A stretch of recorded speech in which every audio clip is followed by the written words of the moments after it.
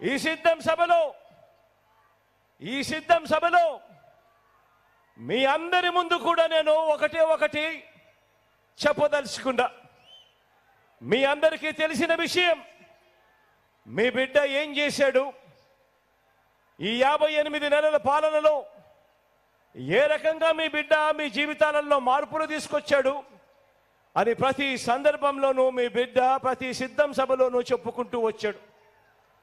గతంలో ఎప్పుడూ కూడా జరగని విధంగా ఏ రకంగా మీ బిడ్డ మీ జీవితాలలో వెలుగులు నింపడానికి అడుగులు వేశాడు అని చెప్పుకుంటూ వచ్చాడు. ఆలోచన చేయమని చెప్పి మీ అందరితో కూడా ప్రతి అడుగులోనూ కూడా కోరుతూ వచ్చా.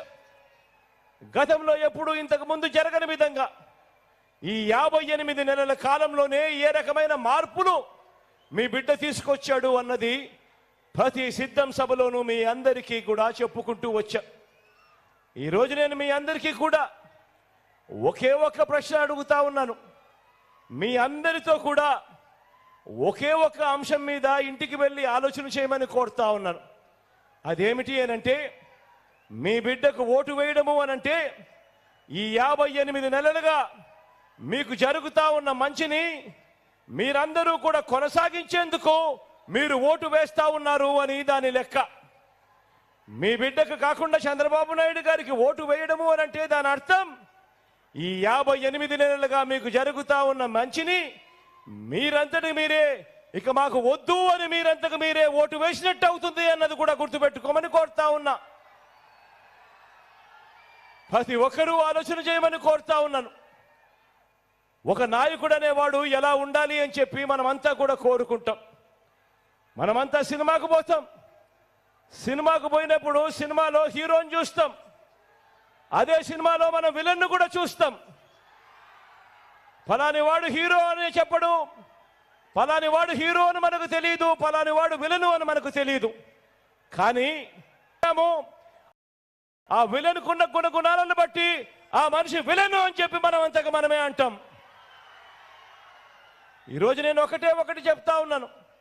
58 నెలల కిందట మీ బిడ్డ మీ అందరి ముందు నిలబడి మీ బిడ్డ ఫలానిది చేస్తాను అని చెప్పి మేనిఫెస్టో ఎన్నికల ప్రణాళిక తీసుకొచ్చి మీ బిడ్డ మళ్ళీ ఈరోజు 58 నెలల తర్వాత ఆ మేనిఫెస్టోను ఒక బైబిల్ గాను, ఆ మేనిఫెస్టోను ఒక ఖురాన్ గాను, ఆ మేనిఫెస్టోను ఒక భగవద్గీతగాను భావిస్తూ మీ బిడ్డ ఆ మేనిఫెస్టోలో చెప్పినవి 99% వాగ్దానాలు అమలు చేసి మళ్ళీ మీ బిడ్డ మీ ముందర నిలబడి ఈరోజు మీ అందరి ఆశీస్సులు కోరుతా ఉన్నా మార్పు ఒక్కసారి గమనించమని, ఈరోజు మీ అందరి ఆశీస్సులు కోరుతా ఉన్నా మార్పు ఒక్కసారి గమనించమని, అదే ఈ కూటమిని ఒకసారి చూడమని అడుగుతా ఉన్నా. ఈ కూటమిని ఒకసారి చూడమని అడుగుతా ఉన్నాను. వారు చేసిన పనులను ఒకసారి గమనించమని చెప్పి కూడా కోరుతా ఉన్నాను. ఇదే కూటమి మీ అందరికీ గుర్తుందా? ఇదే కూటమి 2014లో ఒక్కసారి ఫ్లాష్ బ్యాక్ లేకపోదామా? ఇదే కూటమి గుర్తుందా? ఈ ఫోటోలు గుర్తున్నాయా? ఇదే చంద్రబాబు, ఇదే ఢిల్లీ నుంచి వాళ్ళు తెచ్చుకున్న మోడీ గారు. 2014లో ఇదే మేనిఫెస్టో అని చెప్పి రంగురంగుల కాగితాలతో రంగురంగుల ఆశలతో ప్రజల జీవితాలతో చెలగాటలాడుతూ వీళ్ళు ఇదే మేనిఫెస్టోలోని ముఖ్యమైన అంశాలు